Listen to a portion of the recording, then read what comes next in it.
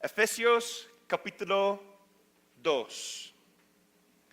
Y Él os dio vida a vosotros cuando estabais muertos en vuestros delitos y pecados, en los cuales anduvisteis en otro tiempo, siguiendo la corriente de este mundo, conforme al príncipe de la potestad del aire, el espíritu que ahora opera en los hijos de desobediencia, entre los cuales también todos nosotros vivimos en otro tiempo en los deseos de nuestra carne, haciendo la voluntad de la carne y de los pensamientos, y éramos por naturaleza hijos de ira, lo mismo que los demás. Pero Dios, que es rico en misericordia, por su gran amor con que nos amó, aun estando nosotros muertos en pecados, nos dio vida juntamente con Cristo. Por gracia sois salvos. Y juntamente con Él nos resucitó y asimismo nos hizo sentar en los lugares celestiales con Cristo Jesús, para mostrar en los siglos venideros las abundantes riquezas de su gracia en su bondad para que con nosotros en Cristo Jesús. Porque por gracia sois salvos por medio de la fe, y esto no viene de nosotros, pues es un don de Dios, no por obras para que nadie se gloríe. Porque somos hechura suya, creados en Cristo Jesús para buenas obras, las cuales Dios preparó de antemano para que anduviésemos en ellas. Versículo 11. Por tanto, acordaos de que en otro tiempo vosotros, los gentiles, en cuanto a la carne, erais llamados incircuncisión, por la llamada circuncisión hecha con mano en la carne. En aquel tiempo estabais sin Cristo, alejados de la ciudadanía de Israel y ajenos a los pactos de la promesa, sin esperanza y sin Dios en el mundo. Pero ahora en Cristo Jesús, vosotros que en otro tiempo estabais lejos, habéis sido hechos cercanos por la sangre de Cristo. Porque Él es nuestra paz, que de ambos pueblos hizo uno, derribando la pared intermedia de separación, aboliendo en su carne las enemistades, la ley de los mandamientos expresados en ordenanzas, para crear en sí mismo de los dos uno solo y nuevo hombre, haciendo la paz, y mediante la cruz reconciliar con Dios a ambos en un solo cuerpo, matando en ellas las enemistades. Y vino y anunció las buenas nuevas de paz a vosotros que estabas lejos, y a los que estaban cerca, porque por medio de Él los unos y los otros tenemos entrada por un mismo espíritu al Padre. Así que ya no sois extranjeros ni advenedizos, sino conciudadanos de los santos y miembros de la familia de Dios, edificados sobre el fundamento de los apóstoles y profetas, siendo la principal piedra del ángulo Jesucristo mismo, en quien todo el edificio, bien coordinado, va creciendo para ser un templo santo en el Señor, en que vosotros también sois juntamente edificados para morada de Dios en el Espíritu. Gracias, Jesús, por tu palabra. Efesios capítulo 2. La semana pasada empezamos en capítulo 1, lo cual los invito a que puedan regresar y escuchar el audio y ver las notas. Pero aprendemos, y nuevamente en su hoja de trabajo yo los invito a que tengan una libreta para realizar sus tareas, porque si hacen las tareas bien, saben que no cabe en esa hoja el espacio que les doy en las preguntas de la tarea. Requiere más espacio, ¿sí? Entonces pueden tener una libreta, su propia Biblia, y si no tienen Biblia nosotros proporcionamos una, y también la hoja de trabajo. Vimos que el autor del libro de Efesios es el apóstol Pablo y fue escrito en el año 62. Tema principal es Cristo y la iglesia. ¿Cuál es el propósito del libro de Efesios? El propósito principal de esta carta es implicado en capítulo 1, 15 a 17, que desea que los que lo leen esta carta pueden crecer en fe, amor, sabiduría y la revelación de Dios para dar gloria o mostrar la gloria que viene del Padre. busca que los creyentes viven vidas dignas del Evangelio del Señor Jesucristo. Y Pablo, por lo tanto, busca el fortalecimiento de su fe y fundación espiritual, revelando el propósito eterno de la redención en Cristo Jesús, tanto para la iglesia y para cada individuo. ¿Sí?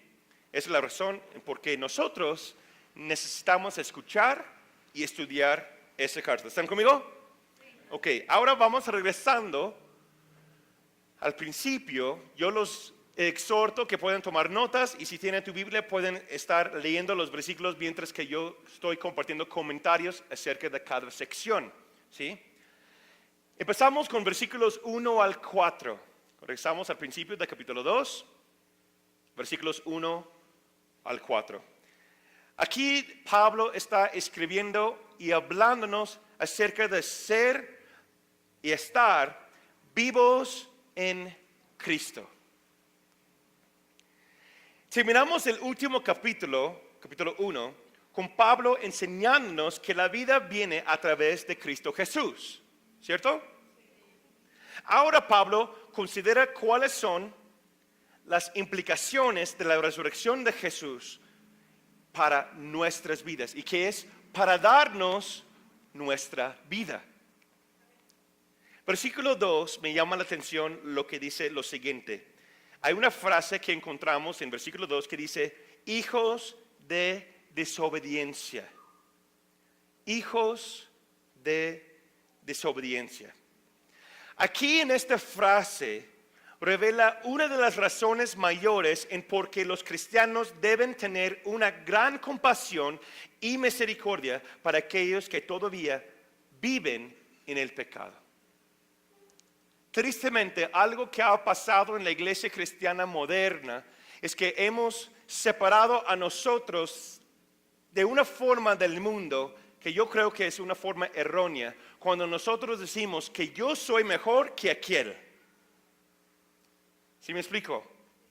Debemos que separarnos del mundo, sí y no. Y más adelante podemos hablar de eso más adelante en Efesios. ¿Qué dice Pablo? Que nosotros vivimos en el mundo, pero no estamos conforme al pensamiento de este mundo. ¿Cierto? No vamos a buscar una cueva y escondernos ahí. No, somos la luz del mundo, según Jesucristo. Y algo que la iglesia moderna cristiana ha hecho es que hemos separado dos grupos de personas. Los que son muy necesitados de Dios y los que ya tenemos Dios y somos mejores que los demás. Pueden decir amén, ay, ay, ay, o Dios ayúdame. ¿Sí? Aquí lo que está diciendo Pablo aquí es para que cada uno de nosotros podamos recordar de dónde venimos. Y que eso no cause en nosotros un orgullo religioso, sino cause en nosotros una compasión y misericordia a compartir las buenas nuevas. En algunos puntos, me atrevo a decir eso, en algunos puntos yo creo que algunos, no todos, algunos de los fariseos no eran muy erróneos. ¿Por qué digo, ay, pastor, por qué dices eso? Porque ellos, pon Pablo como ejemplo, él pensaba que estaba haciendo las cosas correctas. Él estaba matando a aquellos que venían en contra, como Saulo estaba matando a aquellos que iban en contra de los 10 mandamientos de Dios o las normas, la ley de Moisés. Entonces en su mente, él estaba matando a aquellos que van en contra de lo que Moisés estableció. Pero fue por causa del Espíritu Santo de Dios que quitó el velo y se convirtió en Pablo, uno de los... Jesús es el principal y después de él, mi opinión, es Pablo. Escribió casi todo el Nuevo Testamento, lo que tenemos hoy día, ¿no? Entonces, la pregunta para mí es, ¿por qué pasa eso? ¿Por qué las personas son sinceramente equivocadas? En nuestra cultura, vivimos en una cultura donde hay mucha gente, en mi opinión, que son sinceramente equivocadas, aún también dentro de la iglesia cristiana. ¿Por qué? Porque nosotros hemos adoptado una forma de pensar religiosa. Si ves el mundo bajo unos lentes religiosos, pues causa solamente divisiones.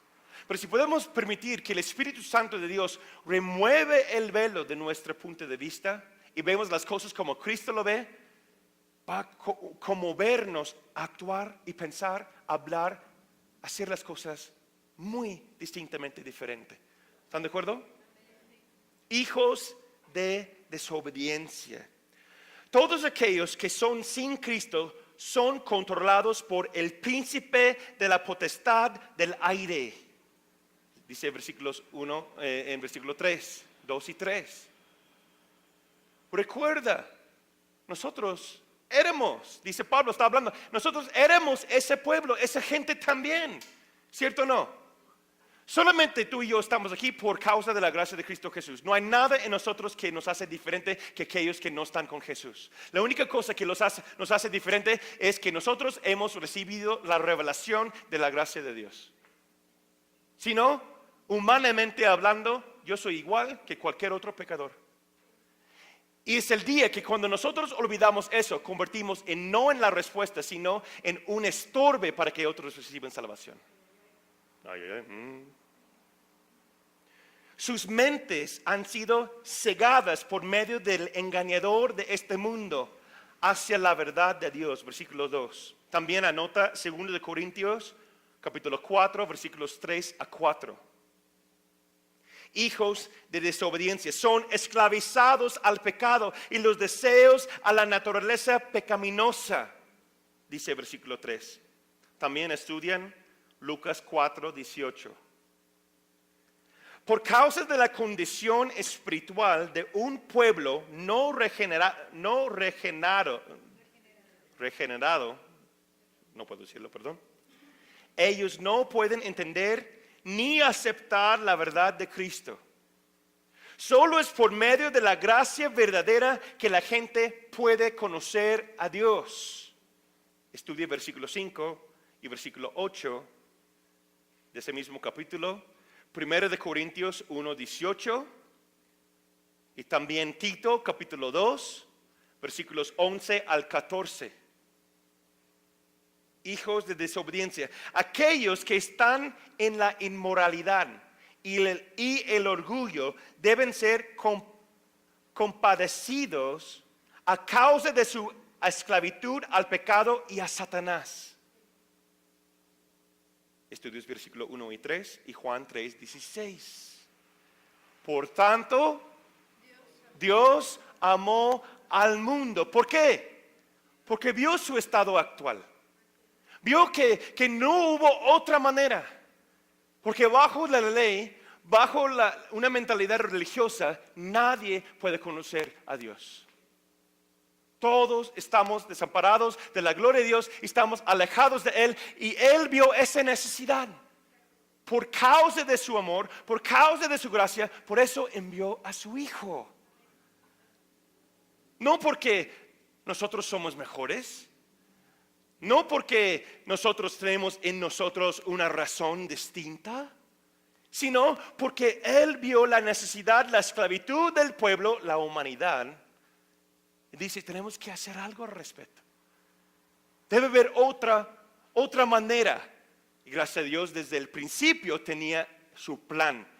En Génesis es la primera profecía del Mesías, que va a pisar la cabeza de la serpiente. Amén. Algunos de ustedes no han llegado a su estudio bíblico de Génesis.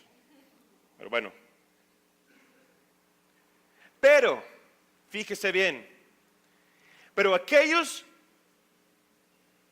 que son personas sin Cristo, también son responsables por sus hechos y sus pecados. Porque Dios ha dado a cada ser humano una medida de luz, una medida de gracia, por lo cual pueden buscar a Dios y escapar la esclavitud del pecado a través de Cristo. Wow.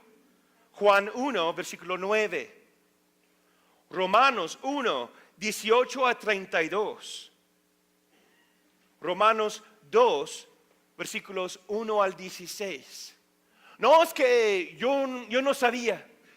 Dios no me va a juzgar igual, ¿no es cierto? Cada uno de nosotros tenemos una luz, una gracia que Dios nos ha dado. ¿Cómo se llama? Conciencia. Nos da una oportunidad acercar. Que yo nunca supo, pero hay algo que existe. Dice la eternidad de Dios existe en cada ser humano para impulsarnos a buscar algo más allá. ¿Cuántos de ustedes han dicho en su vida, debe haber algo más que solamente es rutina? Debe existir algo más, ¿cierto o no? Eso es el toque de Dios en tu ADN espiritual, en tu ser, en su creación. Sopló el viento en nosotros. Eso creó un toque de su gracia, una luz dentro del ser humano para darnos oportunidad a buscar a Dios. Existe en cada uno, creyente e incrédulo. Existe en el ser humano. Me llama la atención la siguiente frase: muertos en nuestros delitos. Muertos en nuestras transgresiones, dice otra versión. La pregunta es, para nuestras notas, es: ¿qué significa estar muerto? ¿Qué significa estar muerto? Un gran teólogo, el doctor Wood se llama, dijo lo siguiente: hay muchos tipos de vida. Vida vegetal, vida animal, vida mental, vida moral y también vida espiritual. Un ser puede estar vivo en un sentido, pero muerto en otro. Estar espiritualmente muerto no significa que estamos físicamente muertos, socialmente muertos o psicológicamente muertos. Sin embargo, es una muerte real, una muerte que está muerta. No obstante, la parte más vital de la personalidad del hombre, el espíritu, está muerta para el factor más importante en la vida, que es Dios. ¿Sí? ¿Captan? ¿Qué quiere decir? Que todos nosotros tenemos una vida. Y todos nosotros, en un punto de nuestras vidas, estamos a los ojos de Dios muertos. Completamente muertos. No hay vida, no hay esperanza. Estamos en nuestras transgresiones, estamos muriendo en nuestros delitos, sin esperanza.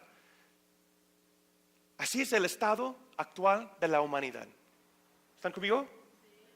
Por lo cual Dios abrió el cielo y envió a través del nacer de una virgen, nació en la carne, Emmanuel, Dios con nosotros, para mostrarnos que hay un mejor camino, que sí hay esperanza ahora en ese ser, en esa persona, Dios en carne, que vivió una vida perfecta aquí en este mundo, que fue tentado, pero nunca pecó, para mostrarnos el amor verdadero del Padre. Fue traicionado, fue burlado, fue lastimado por nuestras transgresiones, por causa nuestra, porque nosotros estábamos muertos. Entonces Él, que tenía toda la vida, una vida eterna, una divinidad eterna, tuvo que convertirse en la misma muerte para salvarnos de la muerte. Por eso, hoy día, los que confiesan con su boca y creen en su corazón que Jesucristo es el Hijo de Dios y resucitó de entre los muertos, tenemos vida eterna. Es algo asombroso lo que pasó en la cruz, hermanos. Porque nosotros, la humanidad, estábamos a los ojos de Dios muertos. Es lo que está hablando Pablo aquí. Muertos en el pecado, sin destino, sin esperanza. Y Jesús mismo se convirtió en esa angustia de Dios, tristeza de Dios, y lo tomó en su propio cuerpo, en su propia mente, y dijo voluntariamente: yo me convierto en la muerte, para que tú puedas recibir a ellos nuevamente, mi papá. Toma un momento y solo darle gracias. Gracias, Jesús, por lo que has hecho. Y no fue el cielo luego, sino donde fue.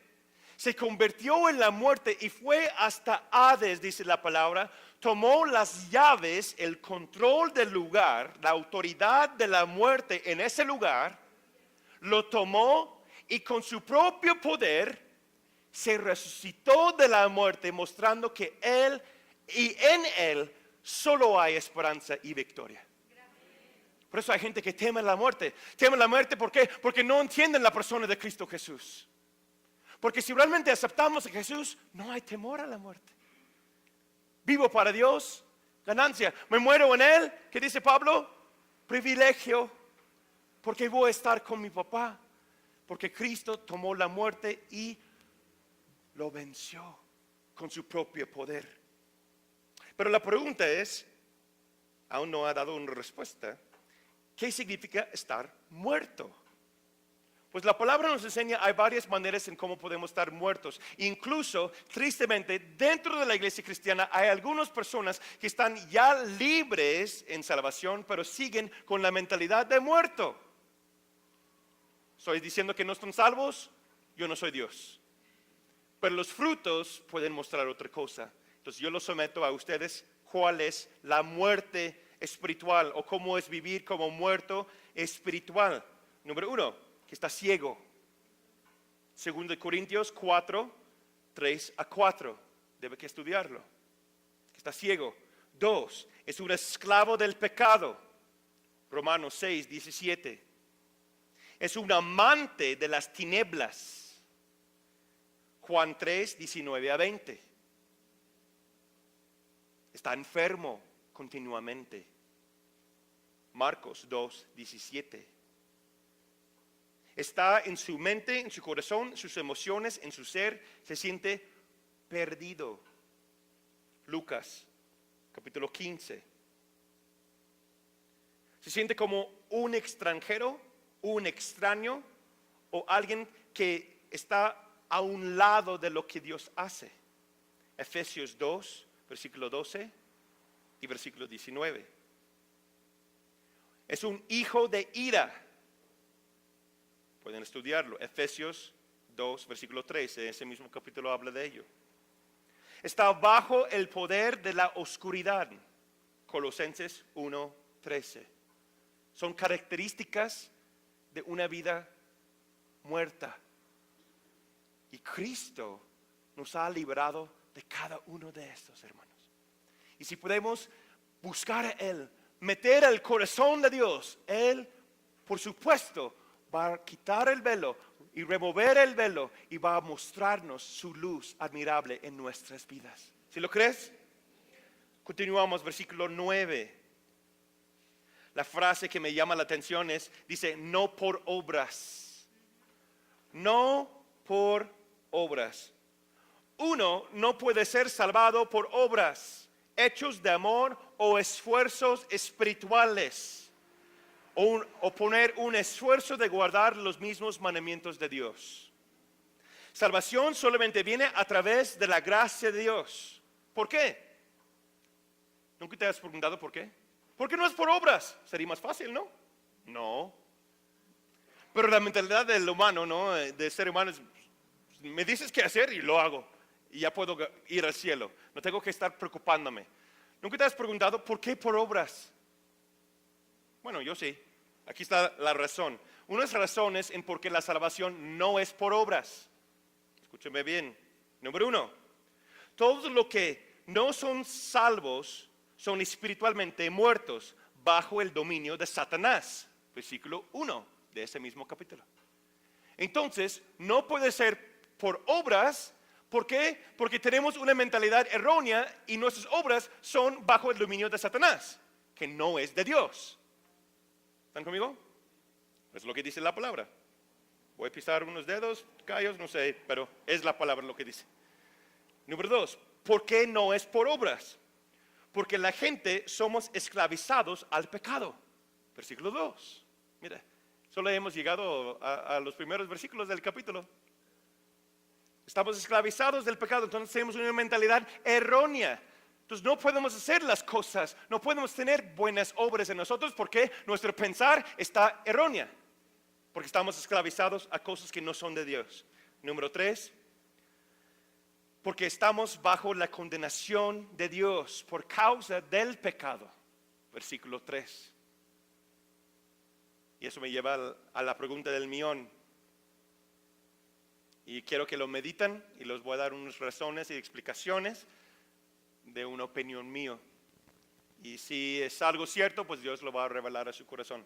Y de hecho, el viaje de los hombres, estuvimos platicando un tiempo de eso, ¿sí? La pregunta es, ¿gente buena va al infierno? ¿Buena gente va al infierno? Piénsalo.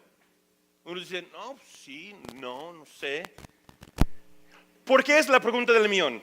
Les voy a decir el por qué. Porque si yo digo que la gente buena no van al infierno, les voy a dar el otro lado de la moneda, ¿no? Si yo puedo decir que la gente buena o gente que hace cosas amables no van al infierno, un escenario donde el mundo, es decir, que está bien. Hay personas amables, personas que pagan sus impuestos, personas que están alimentando a sus hijos, están casando, están haciendo las cosas en orden. Llega una persona cuyo nombre Hijo de Dios, que ha aceptado a Jesús como el único camino, como el único forma de pensar, según las Escrituras enseñan, y llega a una persona en tal sociedad. Ese hijo cristiano, que es un pequeño Cristo, está compartiendo acerca de lo que Jesús ha hecho por él y por ella. Presenta el Evangelio, las buenas nuevas, tal y como las Escrituras lo presenta. Y llega a una conclusión: ¿deseas aceptar a Jesús o no? Las personas en esa situación deciden no aceptar a Jesús. Ahora, bajo esa mentalidad que gente buena va al infierno, ¿qué ha pasado ahora? Porque lógicamente esa persona que ha compartido a Jesús con esa gente que estaban bien, en un buen estado, ahora han rechazado a Jesús, ahora van al infierno. Entonces el predicador mandó a la gente al infierno. ¿Sí lo ven? Eso es la lógica, lo que está pasando en una situación así. ¿Tiene lógica? No. Yo no presento el Evangelio y ellos lo rechazan. Ahora ya van al infierno y por mi culpa. Mejor lo dejo en paz para que van al cielo. Eso no es una razón razonable ni bíblica. ¿Están conmigo? Eso hay muchos debates dentro de las mismas iglesias.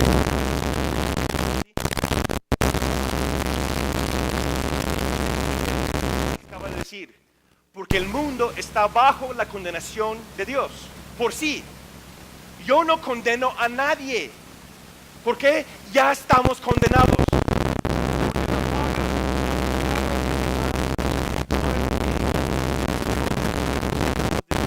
Destituidos de la gloria de Dios. Entonces, si ahora ha cambiado la circunstancia, entonces, ahora porque ya todos estamos condenados y yo ha recibido la luz y yo ha recibido la salvación, ahora ¿cuál es mi impulso? ¿Cuál es lo que debe ser mi impulso? Compartir ese mismo mensaje porque para que puedan tener una carta de salida del infierno, pueden tener una salvación, una esperanza de Cristo Jesús. Es lo que está hablando Pablo aquí. No es por obras para que nadie se jacte, pero la manera en cómo yo comparto con la gente es eficaz. Tanto para ellos, tanto para el reino. ¿Están conmigo? Entonces, la todos estamos bajo una condenación. Todos estamos en el pecado. No hay nadie bueno.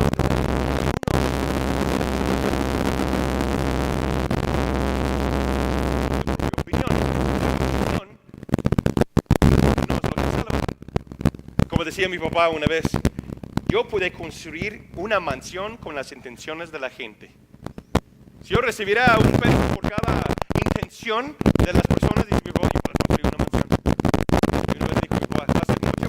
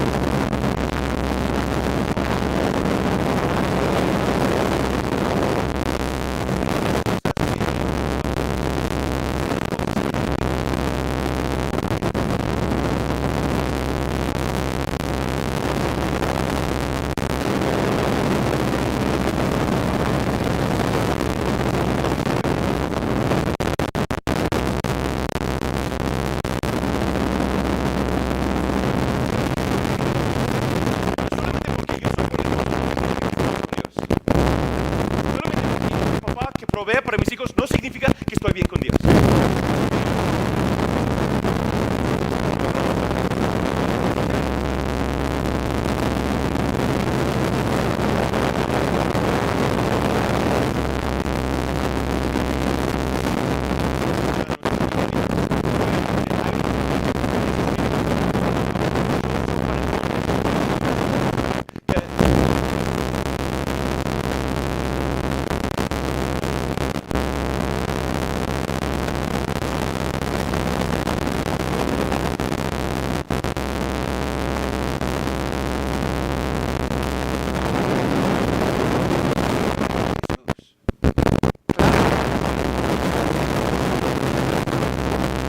Pero el raíz debe que estar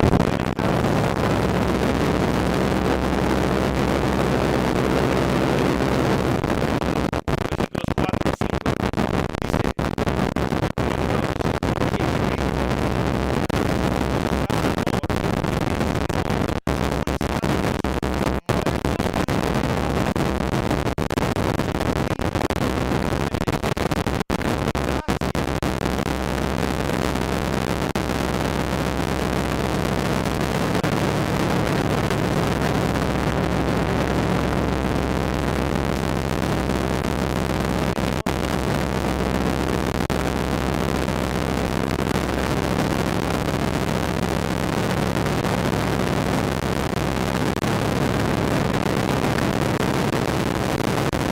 bien y también Dios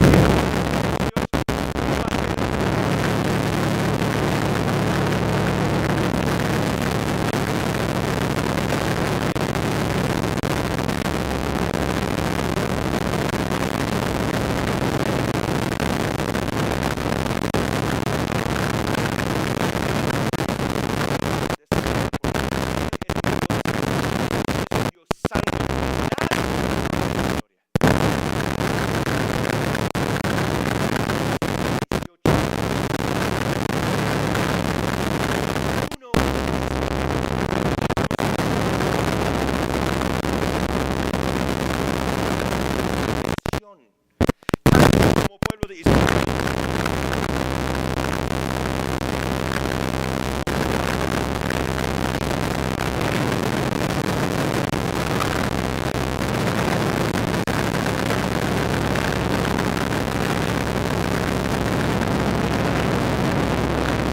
Israel, los judíos,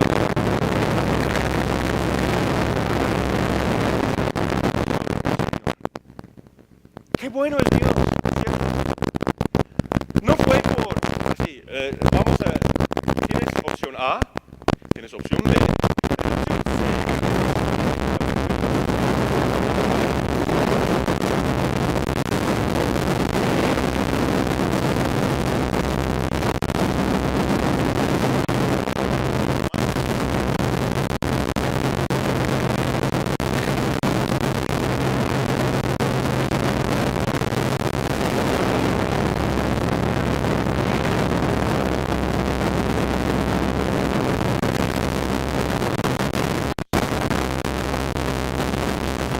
Él dice, aquí está el plan, puede tener ahora unidad en una sola persona.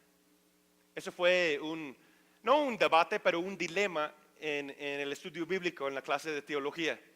El maestro, el pastor de teología decía, es que abrió un nuevo, no lo han visto aquí, pero creo que en el DF tienen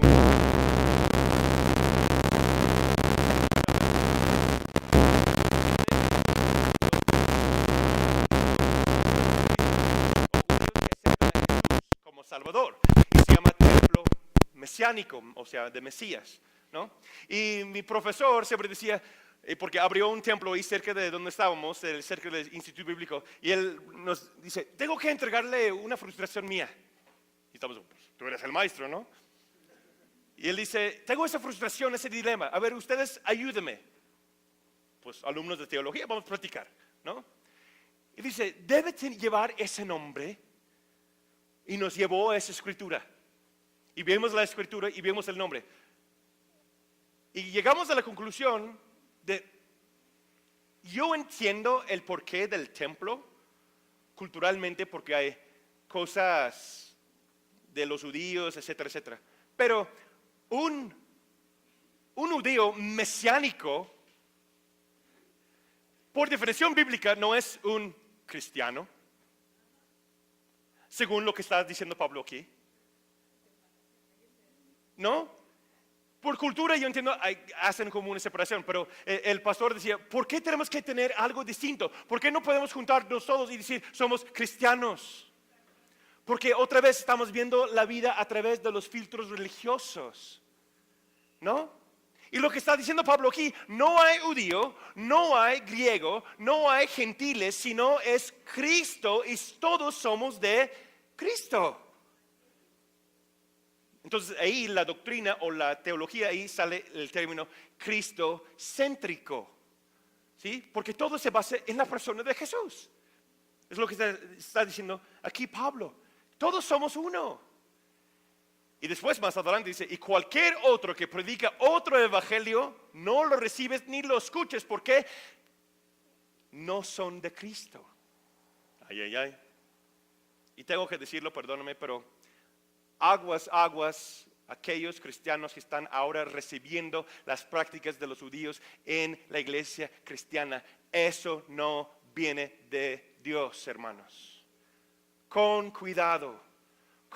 Aquí tengo que poner este sombrerito y tener esta cosa para orar. Y vamos a decir shalom, shalom, shalom. Ok, yo entiendo la cultura hebrea, está bien. Ahí salió Jesús. Pero cuando nosotros empezamos a adoptar y recibir las doctrinas de la ley del Moisés, lo cual que Jesús se borró en la cruz, no los 10 mandamientos, escúcheme bien, no los 10 mandamientos, pero los otros 600 tantos leyes que borró Jesús en la cruz, ¿por qué vamos a retomar esas cosas? Es bajo obras, hermanos. Y no podemos acercarnos a Dios a través de esas obras. En el libro de Apocalipsis, y nuestro gran pastor Esteban Wilson tiene una gran enseñanza de eso. En el libro de Apocalipsis dice que son de la sinagoga de Satanás. Aquellos que creen que son judíos y no lo son. Ay, ay, ay. Una gran enseñanza y es muy profundo. Pero somos uno en Cristo. No debe haber distinción. ¿Están conmigo? Y después, vamos por terminar. Dicen gracias a Dios. No, bueno, sabe. Versículos 19 a 22. Vamos terminando el capítulo. Y Pablo enseñándonos acerca de la reconciliación de Dios. La reconciliación de Dios. Reconciliación significa regeneración. ¿Sí? Es otra manera de decir regeneración. ¿Qué quiere decir eso?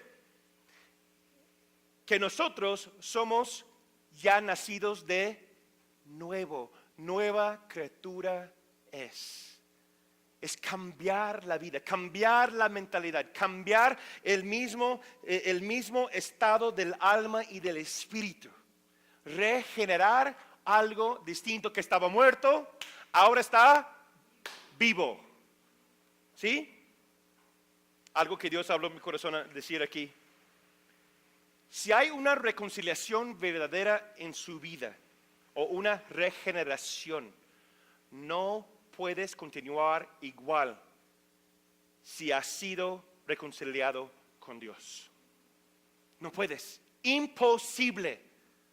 ¿Por qué dices eso, pastor? Porque Dios piensa y actúa de una cierta forma. Entonces, si realmente estamos reconciliados con Dios, no podemos vivir en el pecado.